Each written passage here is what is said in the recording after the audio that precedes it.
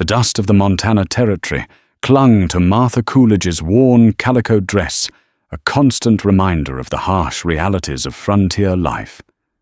But it was the sight of young Chayton frozen in terror before a charging buffalo that truly seared itself into her memory. In a heartbeat, Martha made a choice that would forever bind her destiny to the Lakota people. A reckless act of courage, witnessed by the unforgiving plains, would soon ripple outwards, bringing ancient traditions and unexpected visitors to her isolated homestead. What happened in the days that followed would challenge everything she believed and unveil a connection deeper than the rolling hills themselves. Prepare to be swept away by a tale of bravery, tradition, and the unbreakable bonds forged in the heart of the Wild West. The year was 1888. The Montana Territory was a land of brutal contradictions, a canvas of breathtaking beauty painted with the harsh strokes of survival. For Martha Coolidge, it was simply home. Her homestead, a small, sturdy cabin of hewn logs, chinked with mud and moss, was a monument to the calloused hands and unwavering spirit of her late husband, Thomas. He had poured his life into this plot of land, wresting it from the wild with sweat and dreams, only to be claimed by a winter fever 2 years prior. Now the land and its crushing solitude belonged to her. Martha was not a woman given to fragility. The frontier had sanded away her softer edges, leaving behind a core of resilient determination. At 34, her face was a map of her life, faint lines around her eyes, from squinting into the relentless sun, a firm set to her mouth that spoke of hardships endured. Her days were a metronome of necessity, the pre-dawn milking of Bess, their lone Guernsey cow, the weeding of the vegetable garden that was her lifeline, the constant mending, cleaning, and preparing that constituted a life carved from scratch.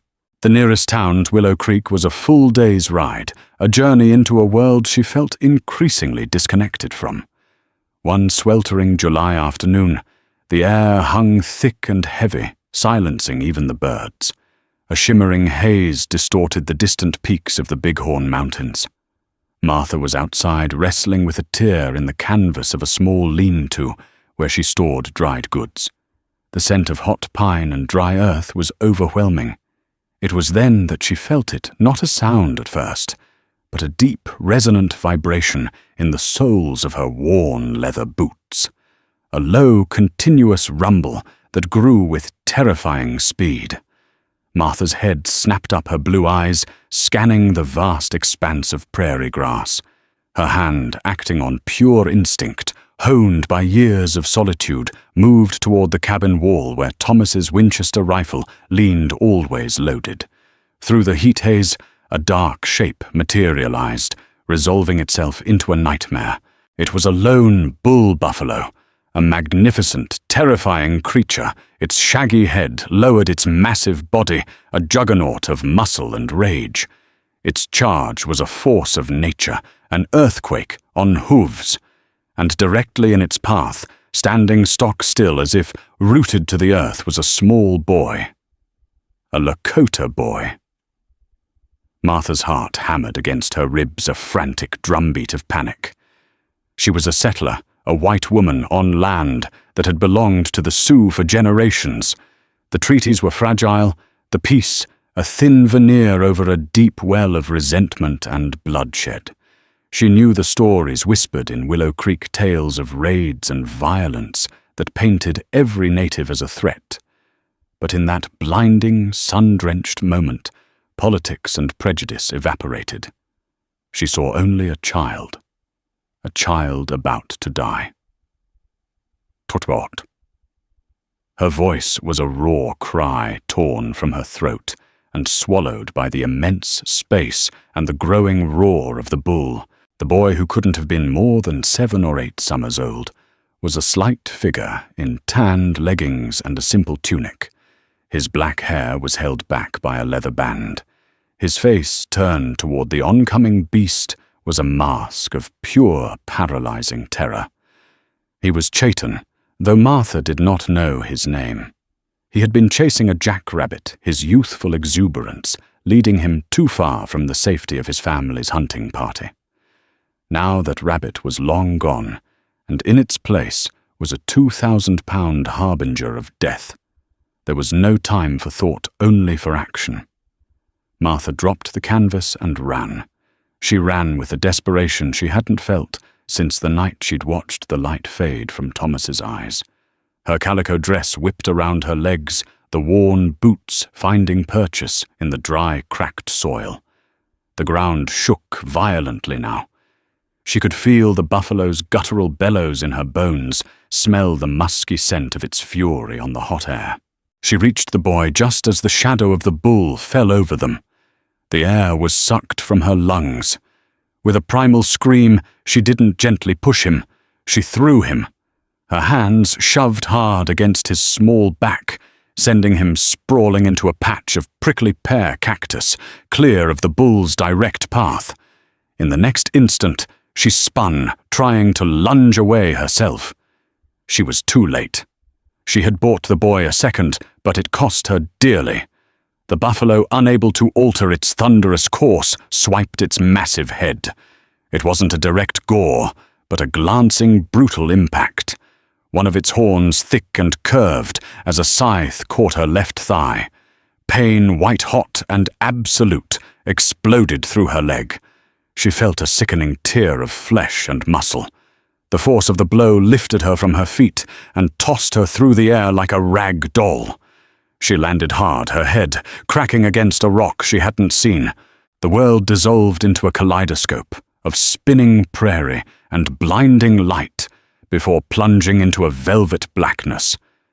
The last thing she was aware of was the sound of the buffalo thundering past its rage, carrying it out across the plains, and the small, frightened cry of the boy she had saved.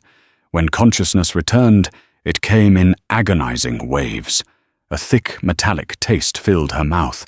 Her head throbbed with a dull, persistent beat, and her leg was a universe of fire. She pried her eyes open.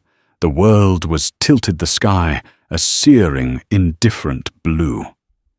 The boy Chaitan was kneeling beside her. His face was streaked with dust, and tears, the bravado of the jackrabbit hunt, entirely vanished. He was touching her arm, his small hand, hesitant, his dark eyes wide, with a mixture of fear and awe. Then new shadows fell across her.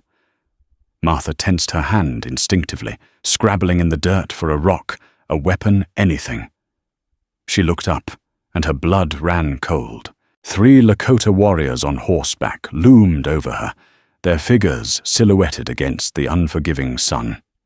They were lean, powerful men, their faces stern and unreadable, their eyes missing nothing.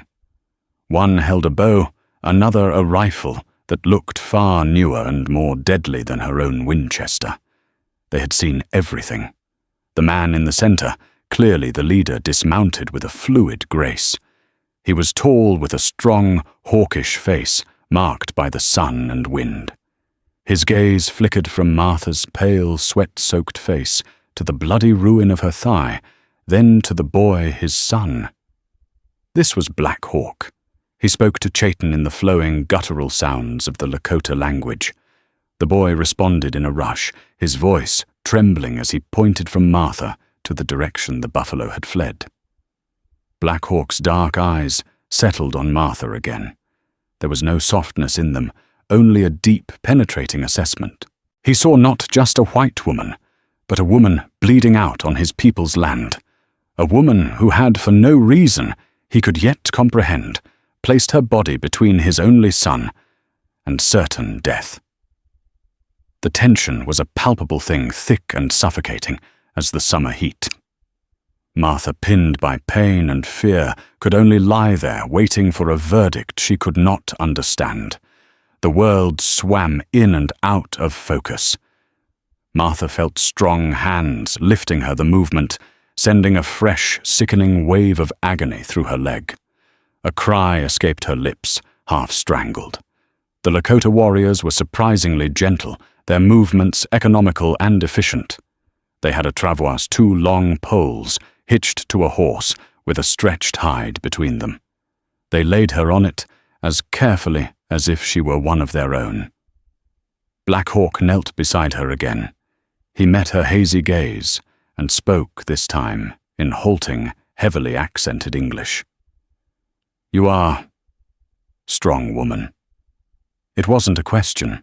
Why, the question hung in the air. Why risk her life for a strange child, a child of the people her own kind feared and displaced? Martha tried to form an answer, but her throat was too dry, her mind too clouded with pain. She could only shake her head weakly. "He was a child," she rasped. The answer seemed to satisfy him, or at least to puzzle him further. He gave a curt nod, then issued a command in his own tongue. One of the other warriors, a younger man named Wanblee Eagle, produced a leather pouch. He knelt and began to tend to her wound. Martha flinched, expecting rough treatment.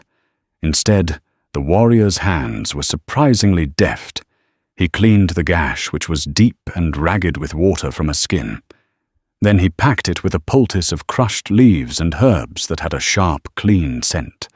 The stinging was intense, but almost immediately, a strange coolness began to dull the fiery throb. He bound the wound tightly with strips of clean hide. They gave her water, and it was the sweetest thing she had ever tasted. As they prepared to move, Chayton came close again. He reached out and placed a small, smooth river stone in her hand, closing her fingers around it. It was a simple, silent gesture, but it resonated with a meaning far beyond words.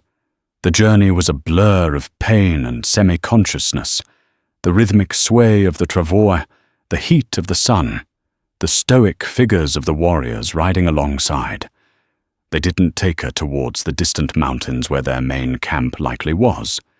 Instead, Black Hawk, having learned from his son where she had come from, directed them towards her homestead. When they arrived, the cabin must have seemed a poor, lonely sight. Black Hawk carried her inside himself, his strength astonishing. He laid her on her own simple rope bed. Another warrior started a fire in her hearth, while Wanblee checked the dressing on her leg. They moved about her small home with a quiet purpose that was both unnerving and strangely comforting. Before they left, Black Hawk stood over her one last time. "We do not forget," he said, his voice a low rumble. "A life for a life. This is a blood debt. We will return." And then they were gone, melting back into the prairie as silently as they had appeared. Martha was left alone in the sudden, deafening silence of her cabin, the scent of strange herbs in the air, and a smooth, cool stone clutched in her hand. The next few days were a feverish nightmare. The pain in her leg was a constant, malevolent presence. Infection, the great fear of any frontier injury, set in. Fevers racked her body, leaving her drenched in sweat and shivering, lost in delirious visions of charging buffalo and Thomas's fading face. She was too weak to fetch water, too sick to tend the fire. She knew with a chilling certainty that she was dying. The Lakota's words, "We will return," seemed like a hollow promise swallowed by the vast, indifferent wilderness. Meanwhile, in Willow Creek, a different kind of storm was brewing. The town was a dusty collection of false-fronted buildings, a saloon, a general store owned by a shrewd man named Silas Croft, a blacksmith's forge, and a sheriff's office. The office was the domain of Deputy Jasper Thorne. Thorne was a man forged in the crucible of conflict, a former cavalryman who had fought in the brutal campaigns of the 1870s. He carried the war inside him still. He was tall and gaunt, with a perpetually grim expression, and eyes the color of a winter sky. He saw the world in black and white. Settlers were civilization, Indians were savagery. His own wife and daughter had been killed years ago in a raid, or so he claimed. The truth was more complex, a tragedy of disease and a harsh winter, that his grief had twisted into a tale of blame, a narrative that fueled a deep, abiding hatred. He was the law in Willow Creek, and his law was colored by his prejudice. News traveled slowly, but it traveled. A lone prospector, making his way toward the mountains, had been camping near a ridge, and had seen a strange sight through his spyglass: Lakota warriors at the Coolidge homestead. He hadn't seen Martha, but he'd seen the horses and the men, and that was enough. He rode into Willow Creek with a story that grew with every telling. By the time it reached Deputy Thorne's ears in the saloon, it was a tale of a dozen warriors occupying the widow's cabin, likely holding her captive or worse. Thorne's jaw tightened. Martha Coolidge. He knew of her, a stubborn woman who refused to sell her land to the cattle baron Harrison Kane, who was trying to consolidate the whole valley. A woman living alone out there was a fool in his opinion, an invitation to trouble. They were just there. Jasper Silas Croft, the portly store owner, said, nervously polishing a glass. The prospector said they left after a bit. They're never just there. Silas Thorne retorted, his voice low and hard. They're scouting, probing for weakness. A lone woman is the definition of weakness. He downed his whiskey in one gulp, the liquid doing nothing to soften the hard lines of his face. She's probably dead already, and that land will go right back to the wild or worse to them. The fear in the saloon was a tangible thing. These were people living on the edge of a world they didn't understand, and Thorne was an expert at stoking their anxieties. He saw it as his duty to protect them, and his protection was aggressive, preemptive. I'm riding out there at first light, Thorne announced to the room. He wasn't asking for a posse, not yet. This was personal. He would see for himself what the Lakota were up to. He would reassert the dominance of his law of his world over the wildness he so despised. If the widow Coolidge was alive, he'd rescue her whether she wanted it or not. If she was dead, he would find a reason, any reason, to exact vengeance on the nearest tribe. As the sun rose the next morning, casting long shadows across the plains, Deputy Jasper Thorne saddled his horse, his Winchester gleaming in its scabbard, his face set like stone. He was riding towards the Coolidge homestead, a man carrying his own war with him, destined to collide with a peace he could not possibly comprehend. Martha drifted in a grey twilight of pain and fever. She had lost track of time. Was it 2 days, 3? The world had shrunk to the 4 walls of her cabin, the rumpled sheets of her bed, and the relentless throbbing in her leg. The poultice the warrior had applied was long dry, and a fearsome red line was creeping up her thigh. Despair was beginning to settle in her bones, a cold, heavy certainty of her own end. Then she heard it. A soft sound outside the cabin door, not the heavy tread of a booted man, but the whisper of moccasins on dry earth. Her heart seized with a fresh wave of fear. Had they come back to finish the job, to loot her meager belongings? The door creaked open, admitting a sliver of bright morning light.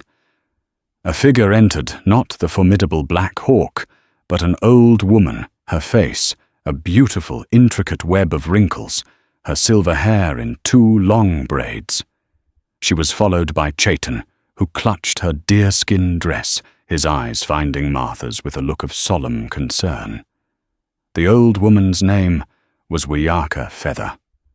She was the tribe's healer, and she moved with an unhurried grace that immediately calmed the frantic beating of Martha's heart. She carried with her the scent of sage and sweet grass, and the unmistakable aura of ancient wisdom. She set down a bundle of herbs and roots and approached the bed. She didn't speak English, but her hands were a language all their own.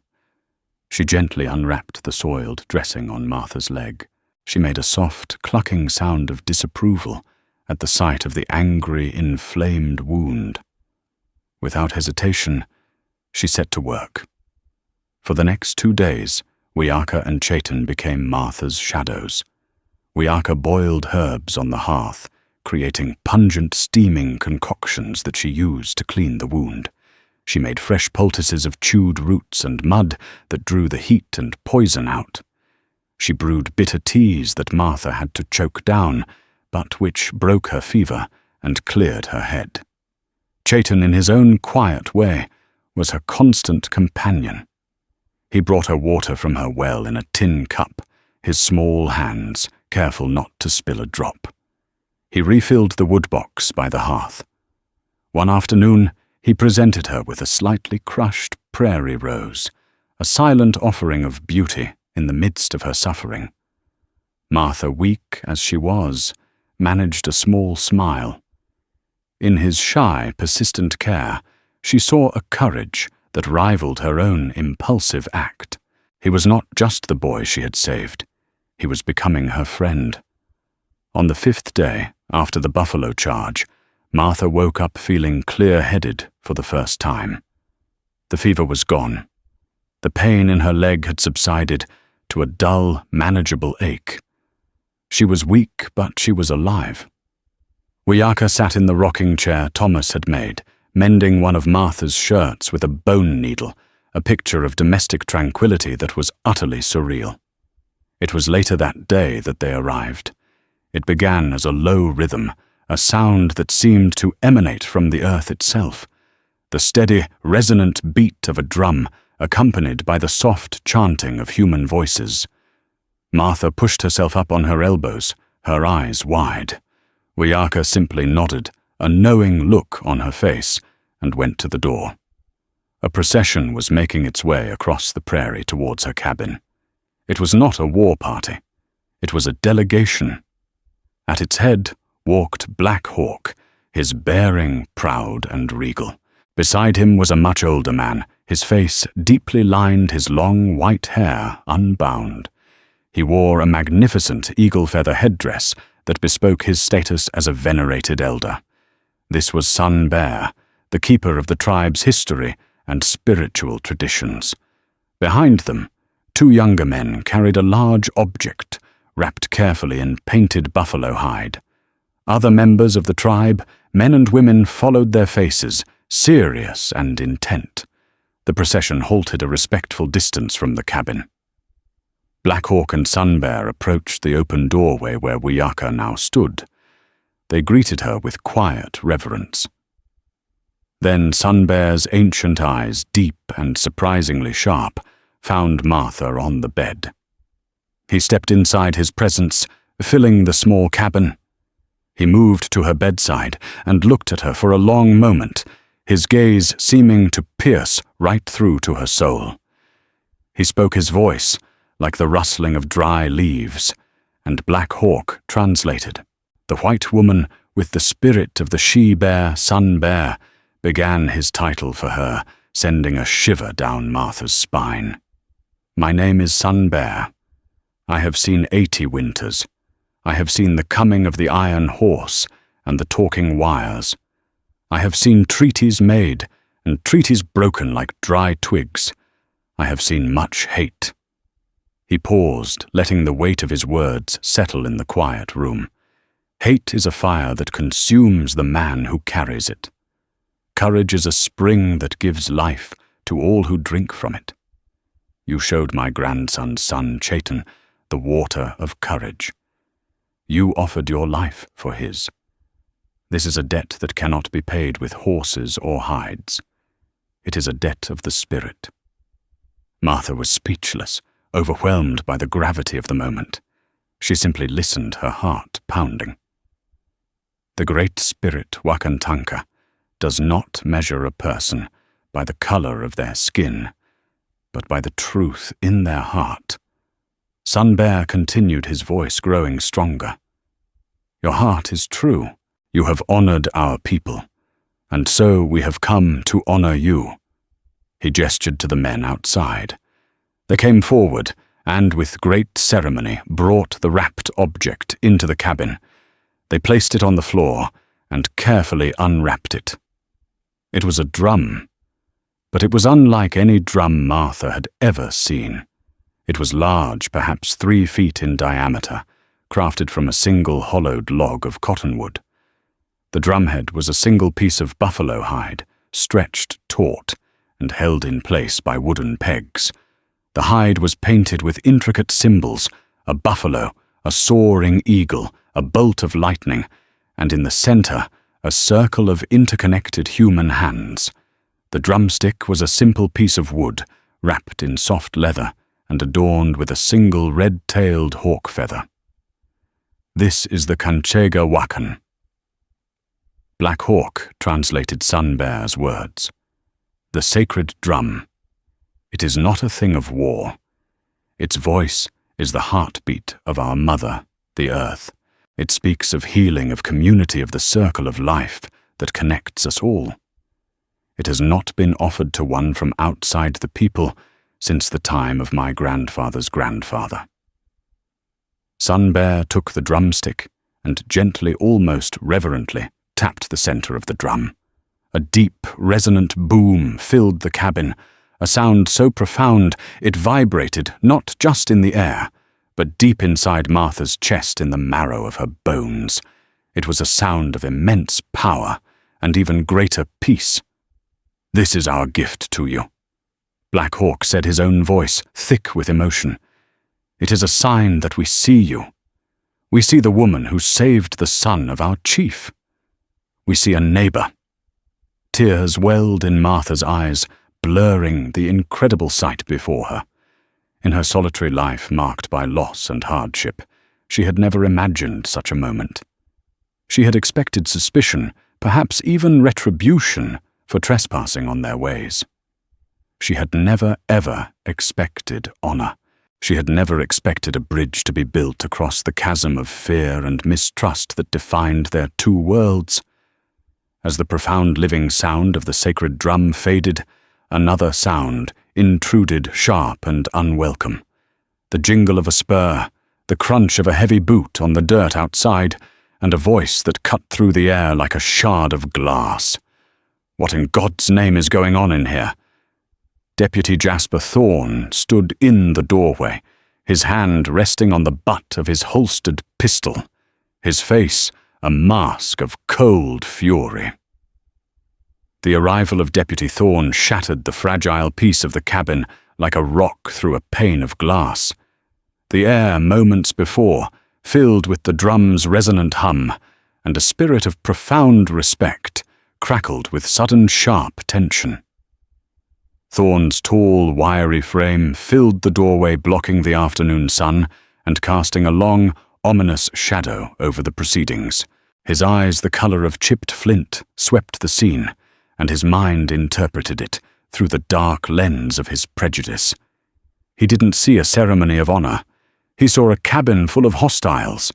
He saw an old man in a headdress who looked like a war chief, a stern warrior who was clearly the leader, and a group of others outside. He saw the strange painted drum and interpreted it as an object of pagan ritual. And he saw Martha Coolidge pale and propped up in her bed as a victim, a captive in her own home. "Mrs. Coolidge, are you all right?" Thorne demanded, his voice sharp with authority. He took a step inside his gaze, flicking from Black Hawk to Sun Bear, dismissing them as threats to be neutralized. "Don't you worry, Mom. I'm here now. We'll get you out of this." Before Martha could respond, Black Hawk stepped forward, placing himself subtly between the deputy and Martha's bed. He didn't make a sound, but his movement was a clear statement. He was the protector in this space. His face was a stoic mask, but his eyes held a dangerous fire. "There is no trouble here, lawman." Black Hawk said, his English deliberate and clear. Thorne scoffed, his lips curling into a sneer. "No trouble I ride out to check on a lone widow and find her cabin overrun by your lot. Doesn't look like a social call to me." He gestured dismissively at the sacred drum. "What is this? Some kind of powwow before you burn the place down?" A low murmur went through the Lakota standing outside. The insult was profound.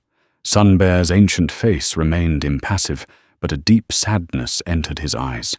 He had seen this kind of ignorance poison good intentions 100 times before.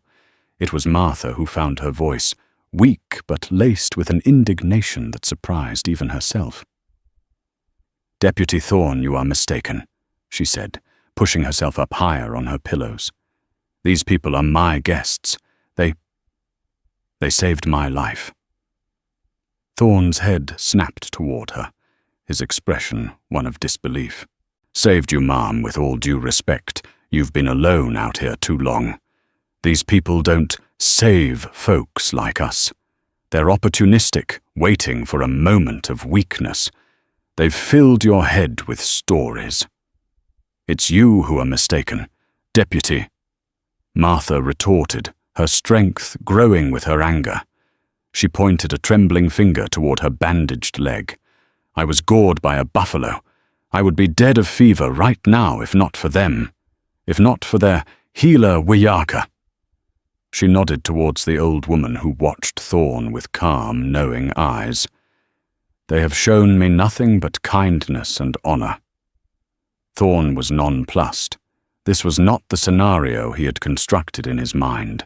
The frightened captive widow was arguing with him, defending them. It didn't compute.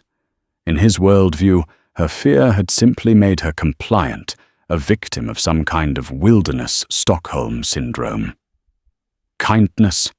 Thorne laughed, a harsh, ugly sound. "Their kindness is a mask. I know they're kind. I fought them for years. I saw what they do to homesteads, to families." His hand dropped from his pistol and rested on the hilt of a large knife at his belt. A flicker of a terrible memory, real or imagined, crossed his face. "You can't trust them, Mrs. Coolidge. Now I'm ordering them to clear out. Get off this property. Now." He directed the last words at Black Hawk, his voice ringing with the unshakable authority of his badge. Black Hawk did not move.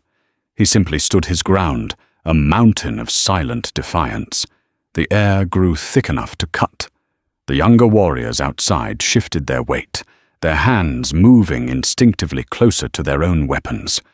Chayton, who had been standing near the hearth, moved to his father's side, a small act of solidarity.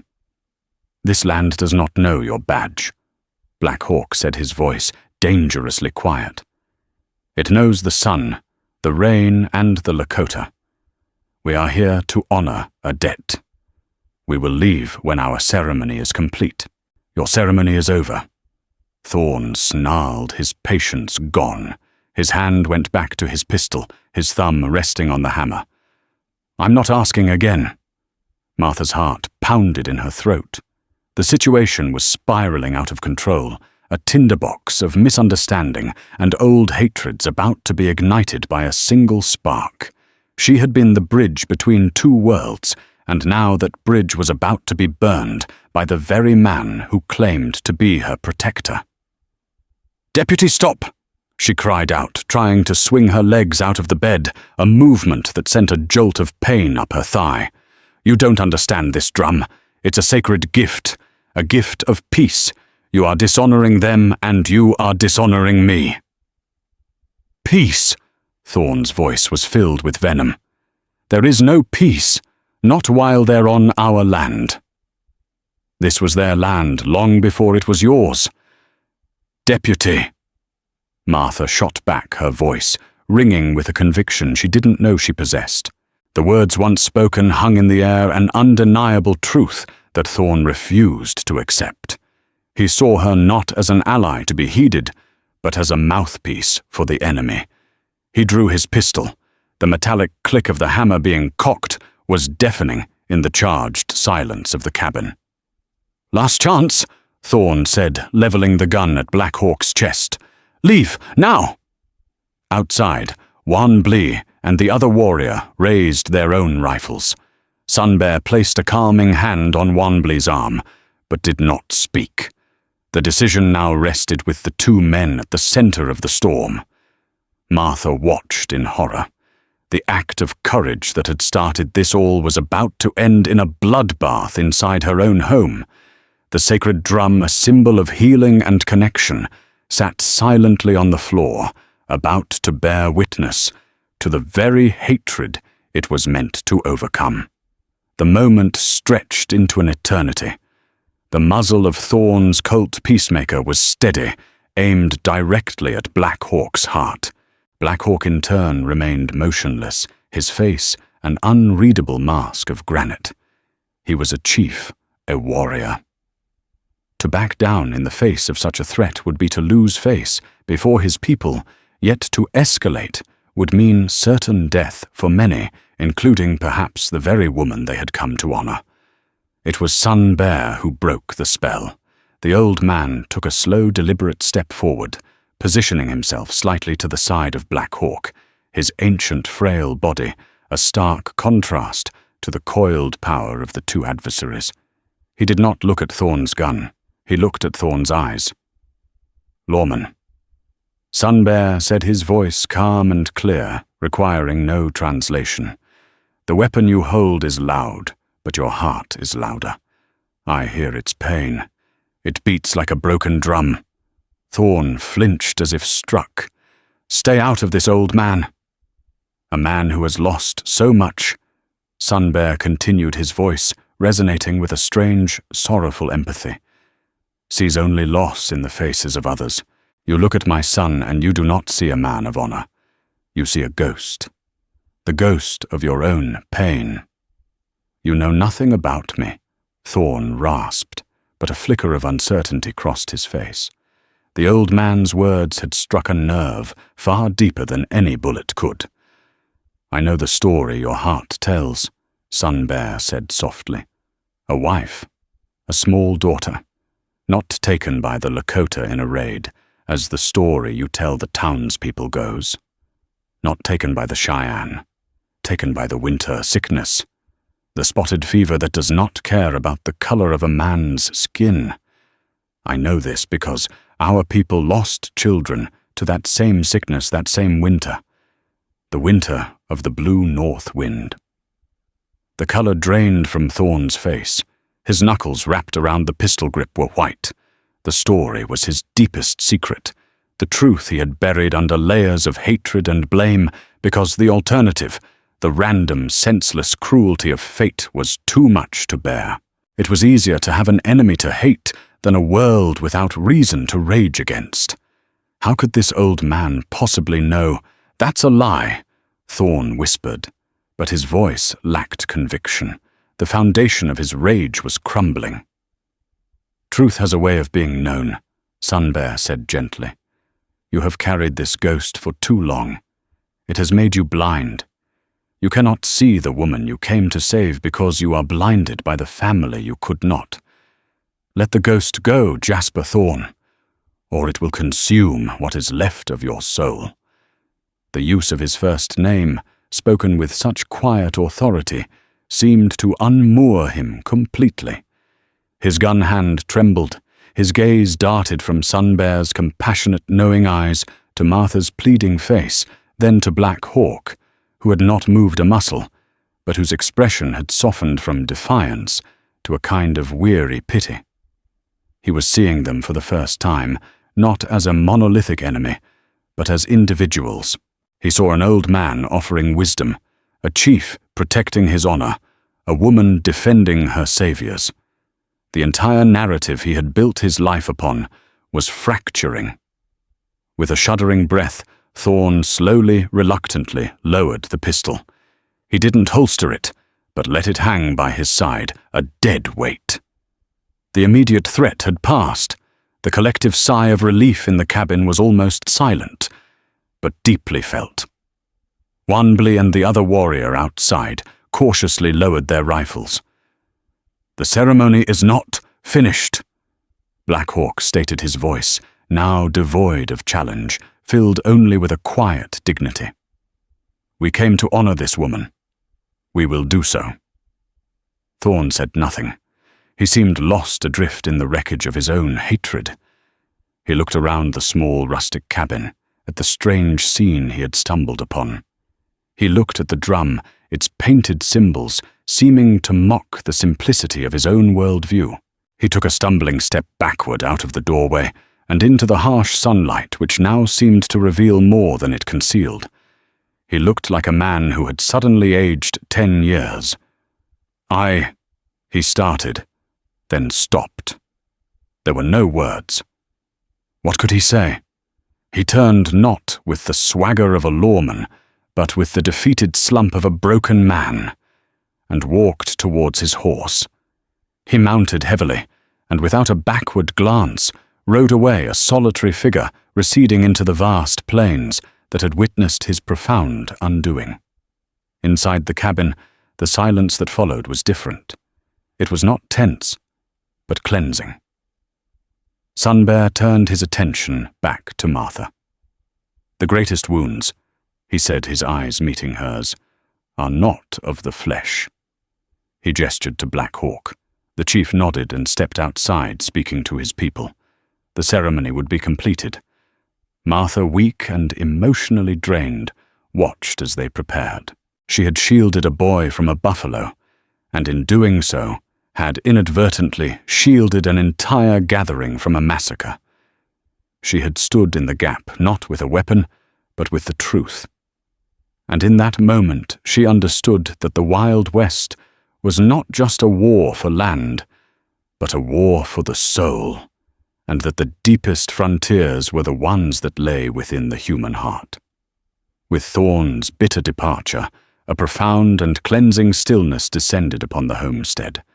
The suffocating tension he had brought with him evaporated into the vast prairie sky, leaving the air feeling lighter, warmer, and charged with a renewed sense of the sacred.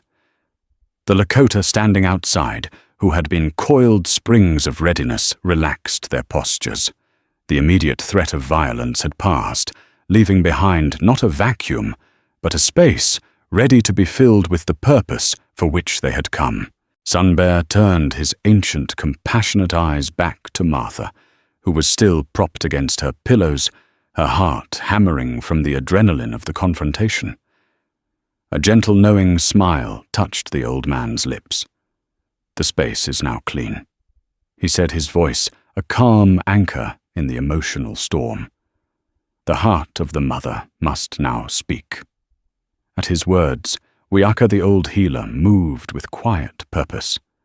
From one of her leather bundles, she produced a thick braid of dried sage. She lit one end in the embers of the hearth, and a plume of fragrant grey-white smoke began to rise, coiling towards the rafters. Chanting softly, she walked the perimeter of the small cabin, fanning the smoke with an eagle feather. She paid special attention to the doorway where Thorne had stood, waving the smoke there, as if to physically push his lingering bitterness out into the unforgiving sun. The sharp, clean scent filled the room, a perfume of purification that seemed to scrub the very air of its recent poison. Black Hawk re-entered the cabin, his stern expression softened by a visible relief. He was followed by his wife, Tatewin, and 2 other women. They moved with a graceful solemnity, their presence transforming the rustic cabin from a simple dwelling into a place of ceremony. Tatewin approached Martha's bed. Her face was a beautiful map of quiet strength, and her dark eyes held a liquid gratitude that needed no words. She reached out and gently squeezed Martha's hand, a brief but powerful connection of shared understanding. Then she placed a beautifully beaded deerskin pouch at the foot of the bed.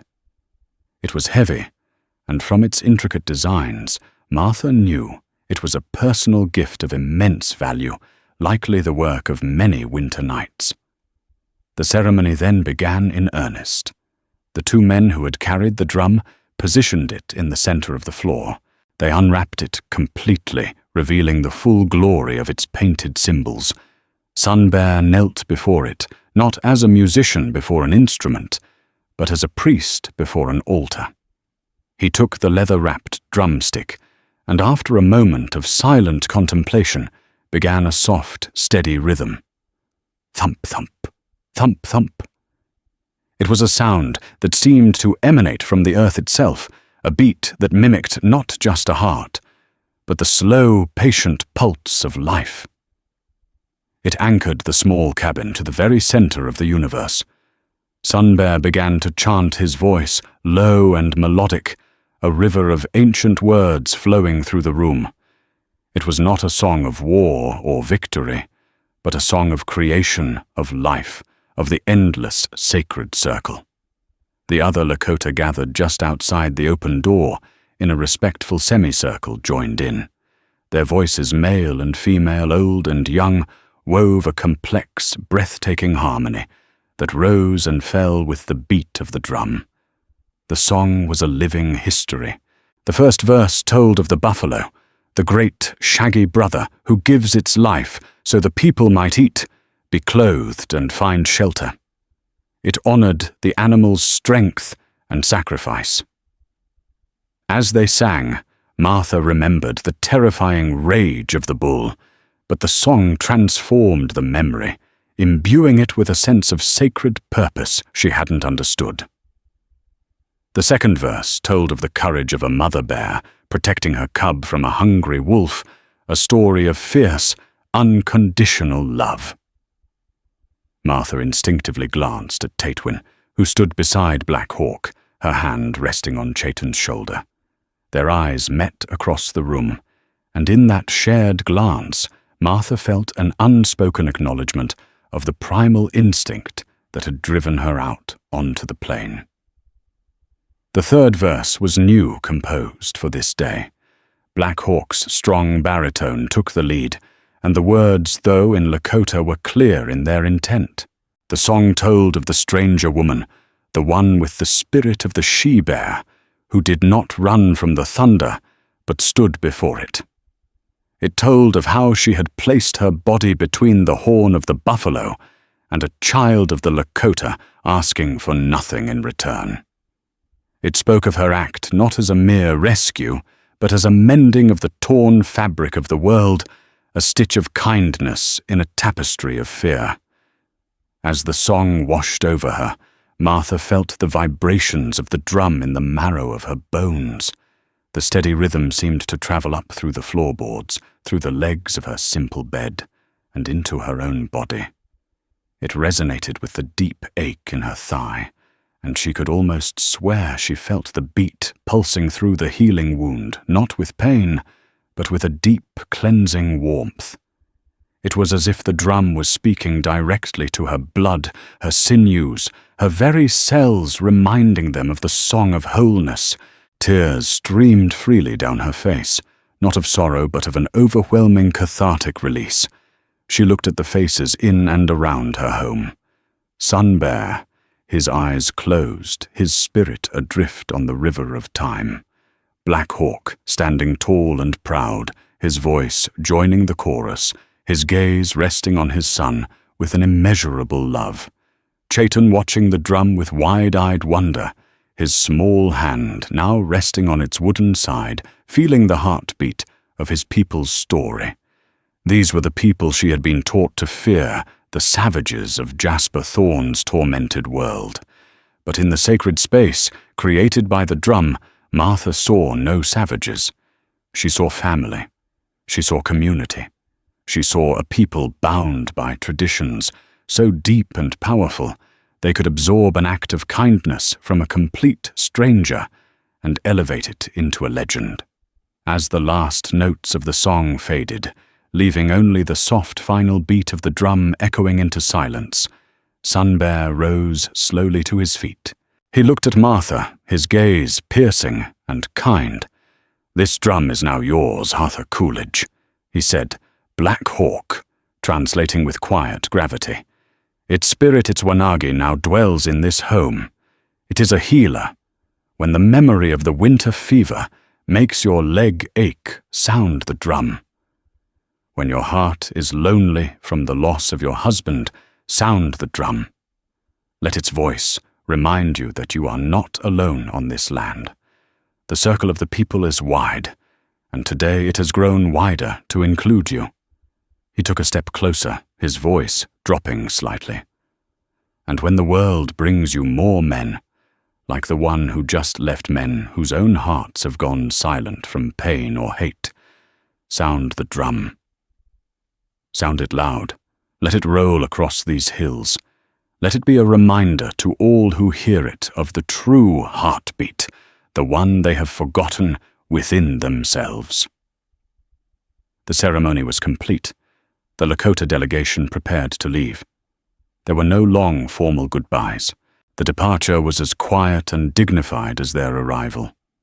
Tatewin gave Martha's hand one last squeeze. Black Hawk met her eyes and gave a slow, respectful nod that conveyed more gratitude than an hour of speeches. Chaitan Shai, now that the formal proceedings were over, came to the side of her bed and placed a small, intricately woven circle of sweetgrass in her palm. Then he was gone back to the safety of his father's side. As a group, they turned and moved back out onto the prairie. Their procession was a line of dark, noble figures against the deepening orange of the descending sun, until the vast, rolling land swallowed them up, leaving only their footprints in the dust and the echo of their song in the air. Martha was left alone, but the silence in her cabin was utterly transformed. It was not the empty, hollow silence of crushing solitude she had endured for 2 years. This was a living silence, pregnant with the resonance of the drum, filled with the memory of a sacred song, and warmed by the heat of a shared humanity. Her gaze fell upon the Kanchegawakan, standing in the center of her floor like a new hearth. A gift, an honor, and a profound responsibility. It was a bridge between her world and theirs, a bridge she had not asked for, but now stood as its keeper. The seasons turned. Summer's fierce heat gave way to the golden melancholy of autumn, and then the deep, cleansing snows of winter. Her leg healed completely, leaving a long, silvery scar down her thigh, a physical map of her transformation. She never saw Jasper Thorne again. Word from Willow Creek, delivered by Silas Croft on a rare supply run, was that the deputy had resigned his post and moved north, a man chasing ghosts or running from them, no one was quite sure. Martha's life found a new rhythm. On quiet evenings when the wind howled around the corners of the cabin and the loneliness of her past life threatened to creep back in, she would perform a small ritual. She would light a bit of sage, letting the scent cleanse her small home. Then she would take the feathered drumstick, sit on the floor before the Kanchegawakan, and strike it. Boom!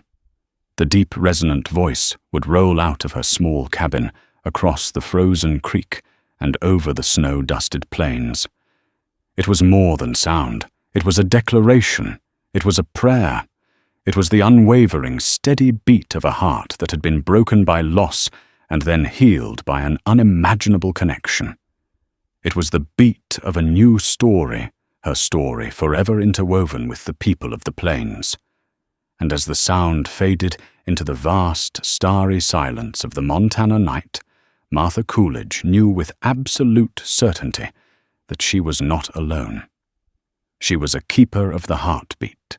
The echo of that sacred drum tells a story that transcends time, a story of how a single act of courage can ripple through generations, heal old wounds, and build bridges where only walls stood before. Martha Coolidge and the Lakota people discovered a truth we still seek today, that our shared humanity is a rhythm more powerful than our fear. If this story of bravery, honor, and unexpected connection resonated with you, please help us keep these tales alive. Hit the like button to show your support. Share this video with someone who appreciates a story with heart, and most importantly, subscribe to our channel for more journeys into the dramatic heart of history. Your support allows us to continue unearthing and sharing the powerful stories that have shaped our world. Thank you for listening.